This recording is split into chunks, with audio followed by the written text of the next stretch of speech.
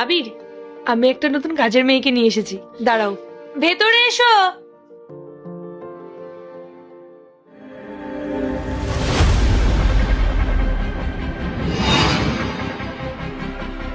ও আমার এক বন্ধুর বাড়িতে কাজ করতো, আর আজ থেকেও এখানেই থাকবে। আমার বন্ধু না, ওর নামে অনেক প্রশংসাও করছিল। ও কাজেও যেমন দক্ষ, মানুষ হিসেবেও নাকি খুব সৎ। চলো, আমি তোমাকে দেখিয়ে দিই কোথায় কি করতে হবে। দিদি,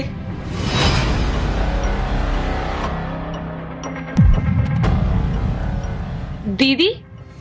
আবির, কি বলছো তুমি এসব? আমি তো ওকে কাজের জন্য নিয়ে এসেছি। আর তোমার তো কোনো দিদি ছিল না। পায়েল, ও কোনো কাজের মেয়ে নয়। ও আমার বন্ধু ইন্দ্রর গার্লফ্রেন্ড পূজা। কলেজ লাইফেও আমাকে রাখি বাঁধতো। দিদি, তোমার এই অবস্থা কি করে? আর ইন্দ্র কোথায়? ও কেমন আছে? ঠিক আছে তো? ভাই, তুমি তো জানোই কলেজ জীবনে আমরা একে অপরকে কতটা ভালোবাসতাম, কিন্তু সেই সময় ও কোনো কাজ করতো না বলে আমাদের বাড়ির লোক আমাদের সম্পর্কটাকে মেনে নেয়নি। তবুও আমরা পালিয়ে গিয়ে দুজনে সংসার পেতেছিলাম। তারপর সব ঠিকঠাকই চলছিল। তারপর হঠাৎ একটা দুর্ঘটনায় ইন্দ্রই পৃথিবী ছেড়ে চলে যায়।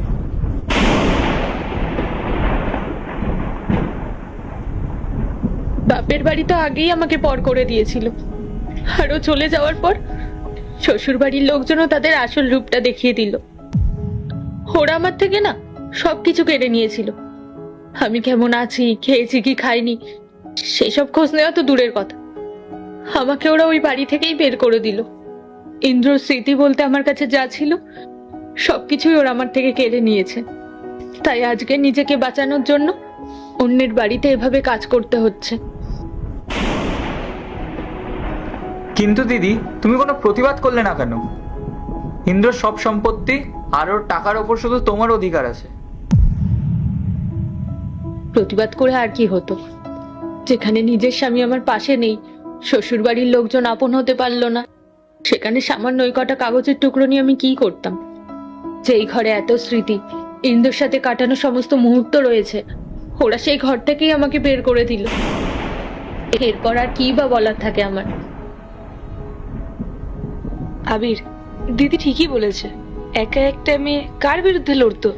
আর সেই সময় তো ওর পাশে দাঁড়ানোর মতো কেউ ছিল না। কিন্তু দিদি, তোমার অধিকার কেউ কেড়ে নিতে পারে না। আমরা যদি পুলিশে জানাই, তাহলে নিশ্চয়ই এর কোনো ব্যবস্থা হবে। দিদি, তুমি তো আমার হাতে রাখি বাঁধতে। সে অধিকারে কি আমি জানতেও পারতাম না? তুমি পার্ট 2 দেখতে সাবস্ক্রাইব করো ভেলকু 78M।